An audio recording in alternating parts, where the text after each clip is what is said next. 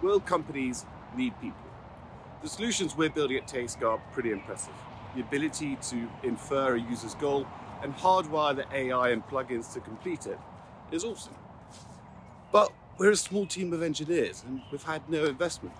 If this is what we can build, imagine what the mega companies like Bank of America, which spends $12 billion annually on technology, of which $3.8 billion is allocated to new technology initiatives just in 2024. Imagine what they could create. And what purpose will it serve?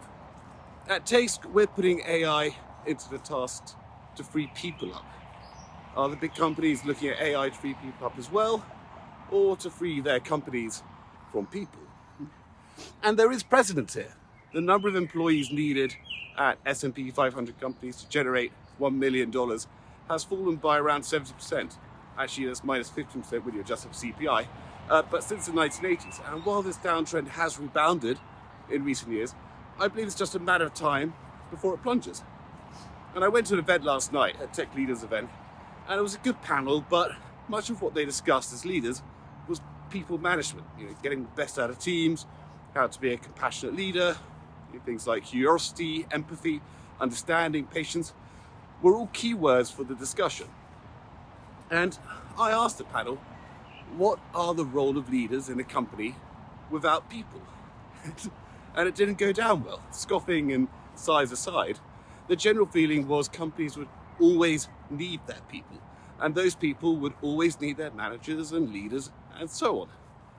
But is this vision ubiquitous, rubber stamped at board meetings around the world? Is that what Bank of America and countless others are investing billions of dollars in? I doubt it.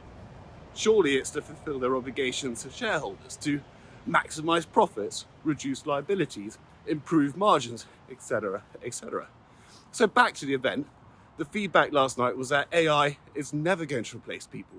It can't connect the dots or generate original thought, whatever that is. The panel used ChatGPT as a theodolite to survey AI's potential. But in doing so, they're not looking over the hill, where it's uncharted territory. Like an old map, they can't know what they can't see, and there'd be AI dragons there that make ChatGPT look like a horsefly. So back to Taste. As a bootstrapped AI company, we are building some pretty cool stuff.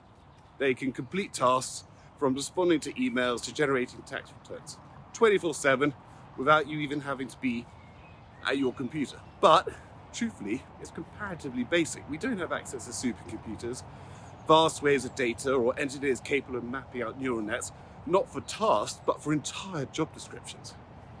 The argument of knowledge and experience protecting employees are already diminishing, and the original thought has been challenged since AlphaGo made Move 37.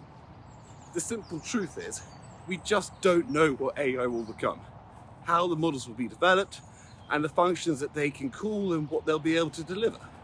But we do have experience of big companies, and would you really trust them to retain headcounts they just don't need? It's a pretty terrifying scenario.